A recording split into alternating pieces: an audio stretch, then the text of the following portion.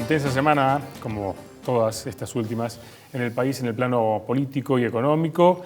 Y para analizar el contexto actual nos acompaña el politólogo Emilio Graglia. Emilio, gracias por aceptar la invitación a nuestro programa. Muchas gracias, Graglia. Mucho gusto. ¿Cómo estás, Ariel? Muy ¿Cómo bien. está, doctor? ¿Qué Un gusto de tal? saludarlos. Gracias, Emilio.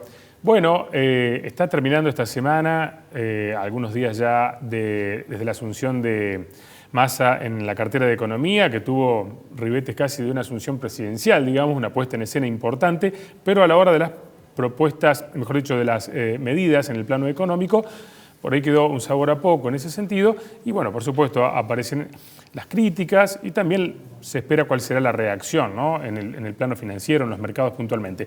Pero analizando lo político, ¿qué lectura hacemos de esto que hemos vivido en estos días con la centralidad de Sergio Massa en el poder? Yo creo que la primera conclusión es que la llegada de Sergio Massa viene a cubrir un vacío de poder tan notorio como peligroso en el gobierno nacional. Eh, Porque nosotros tenemos un régimen presidencialista y yo diría que casi por primera vez en nuestra historia política, por lo menos desde diciembre de 1983 a la fecha, teníamos un presidente que desde el primer día de gestión era un presidente débil. Nosotros tengamos en cuenta, me parece que es bueno recordarlo, que Alberto Fernández llega a la Casa de Gobierno sin ningún poder político propio. Llega por obra y gracia de Cristina Fernández de Kirchner.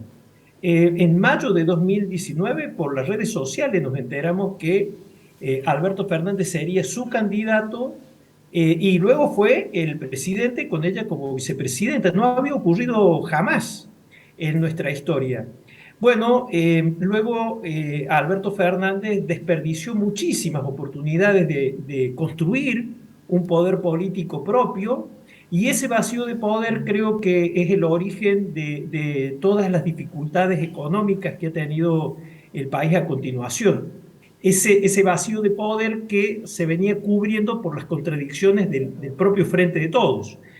La llegada de Massa viene a cubrir ese vacío de poder y de ahora en adelante, bueno, hay que ver cuáles son los anuncios que siguen y cómo empieza a desenvolverse el gabinete, los funcionarios que lo van a acompañar. Ahora, Emilio, recién hacías referencia a algo claro que tiene que ver con el respaldo político del presidente y el rol de Cristina en esta coalición que marcó toda, obviamente, esta gestión hasta el momento. Y ahora, bueno, Massa sin dudas que tiene otro liderazgo, impone otra autoridad, pero la figura de Cristina sigue estando presente. ¿Y qué pensás en cuanto a los tiempos que puede manejar Cristina, permitiéndole a Massa andar hacia adelante y si logra o no resultados a corto plazo, qué puede pasar? Cristina Fernández sigue siendo la dueña del Frente de Todos. Es la socia con más poder político. Cristina lo puso a Alberto y no sé si lo puso, pero por lo menos permitió la llegada de Sergio Massa. Claro. Porque su interés político hoy es su situación judicial. Y su situación judicial, que ya es muy complicada, puede complicarse mucho más si pierde poder político. Entonces, así como en algún momento para volver al gobierno lo hizo candidato a Alberto y le dio responsabilidades a Alberto, ahora acepta, permite o da el visto bueno para que lo haga Sergio Massa. Lo que sucede es que la situación del país es muchísimo más difícil y los tiempos también se acortan. Entonces, ¿por qué Cristina estaría dispuesta a aceptar algunas medidas económicas que son las que ha anunciado el nuevo ministro de Economía? Porque es la única manera que vislumbra de retener el poder y sin poder, insisto, su situación judicial puede complicarse mucho más de lo muy complicada que ya está. Ahora, ella es la dueña de la marca registrada Frente de Todos, como usted dice. ¿Qué pasa, Graglia, en este caso si Massa, que ha oído mucho comentario alrededor de lo que anunció el día martes, no se le dan las cosas, porque él fue un catálogo de ilusiones, pero concreto. Yo diría, como decía un gran político argentino, el cómo no lo dio. Por eso El cómo, sí. el cómo no se sabe todavía. Lo que ha anunciado es un conjunto de medidas sobre las que creo yo hay consenso. Hay mucho consenso, inclusive en el frente de todos, entre los gobernadores, justicialistas, y también me animaría a decir en Juntos por el Cambio. Hay consenso sobre esos enunciados. Ahora, yo coincido con lo que usted dice, Roberto. Ahora viene la cuestión del cómo y de los tiempos.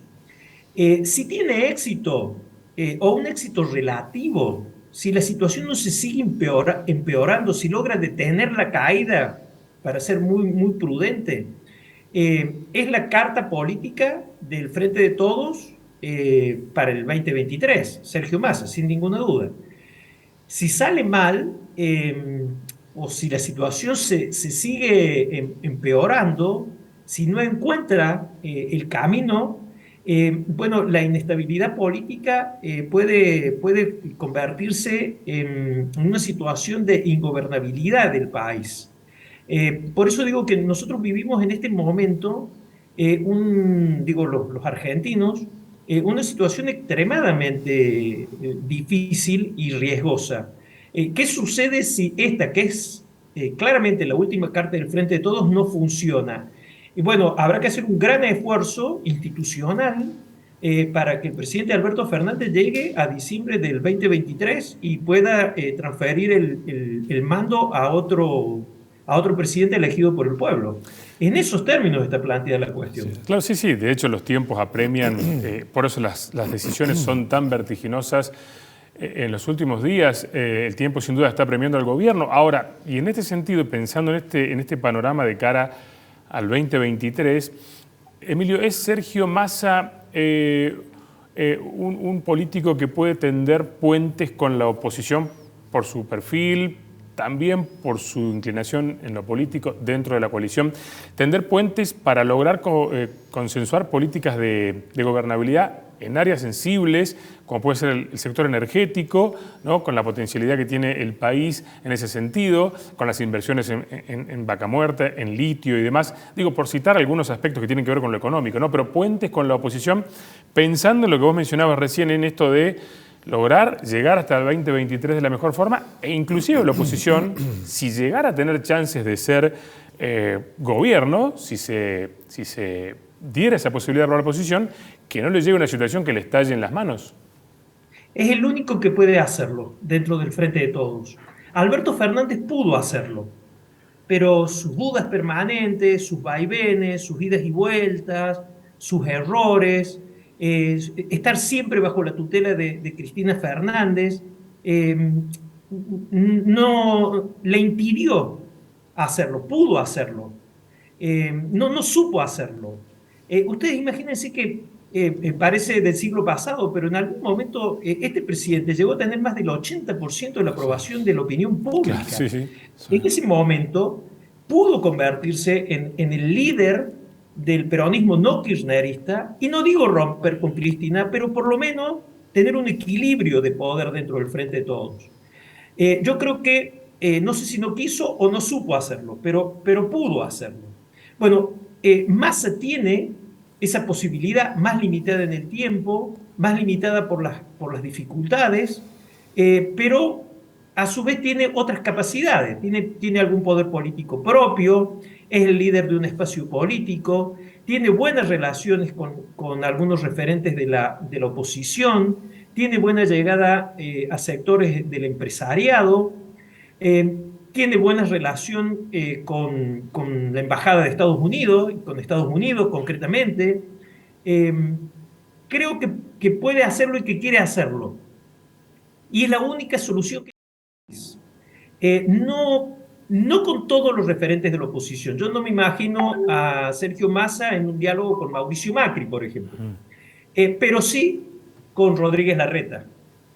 Y creo que ahí pueden encontrar un punto de coincidencia, uno para llegar lo mejor posible y el otro para que no le explote la situación en un Claro. eventual futuro mandato. Eh, a veces las negociaciones políticas se basan en los altruismos de los dirigentes y a veces se basan en las mezquindades. Y bueno, puede ser que estemos en este segundo camino. Se necesiten uno para llegar y el otro para que no le explote la bomba en un futuro mandato. Y ya para cerrar, Emilio, centrándonos en la oposición, que obviamente por oposición critica la gestión, de hecho criticó la falta de precisión en las medidas y sin duda que se preparan varios ahí en la línea de largada pensando en lo que puede ser una eventualidad en el 2023 que pueda ser gobierno. ¿Cómo calificarías hoy el rol de la oposición en este escenario en el cual estamos viviendo tan delicado, con incertidumbre, con preocupación en el plano político y económico? Yo creo que en la oposición hay referentes como Patricia Bullrich, por ejemplo. No me animaría a poner ahí al expresidente Mauricio Macri, pero sí claramente Patricia Bullrich, que creen que mientras peor, mejor. Claro. No solamente para ganar las elecciones, sino porque mientras peor llegue el país, más posibilidades tendrán de hacer reformas estructurales que a su juicio son las que hay que hacer, por ejemplo, en el sistema laboral, en el sistema previsional, etc. Pero hay otros referentes como Rodríguez Larreta, que son más dialoguistas y que tal vez sean más proclives a aceptar un diálogo no tan abierto, no tan expuesto, pero algunas coincidencias mínimas. Digo eso por el lado de los referentes del PRO. Y por el lado del radicalismo se ve algo semejante.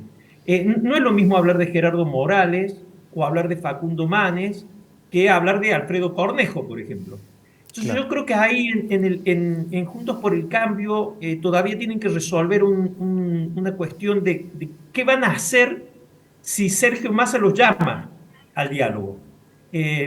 Sergio Massa en su función presidencial, porque digámoslo concretamente, Ariel, no desde el punto de vista constitucional, no desde el punto de vista legal, pero políticamente es el presidente en Sí, ejercicio. sí, sí, sí. Una anomalía para la Argentina, digo, no Sí, estoy sí. festejando nada, no me pone contento, me parece una cosa realmente anómala, que nosotros digamos y lo tomemos así casi que con naturalidad, pasa que es tan raro que algo nos sorprende en la política argentina, asumió Massa como si hubiera asumido un presidente. Sí, sí. Y el presidente Y, ocupó un lugar secundario, claramente, ¿no? Él mismo lo tomó. pero claramente, ¿no? Y eso además de ser algo anómalo, también constituye algún riesgo para la institucionalidad. Pero ya veníamos en una situación complicada porque la vicepresidenta era más importante que el Claro, presidente. sí, sí. Ahora no solo la vicepresidenta, sino también el ministro de Economía es más Claro, importante que el sí, sí, presidente. tal cual.